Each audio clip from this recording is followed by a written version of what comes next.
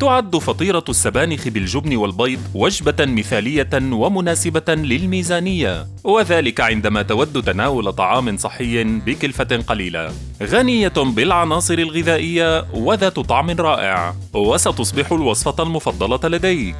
دعنا في سوق الطبخ نعلمك كيف تصنع، وبدليل سهل الفهم. هيا نبدأ.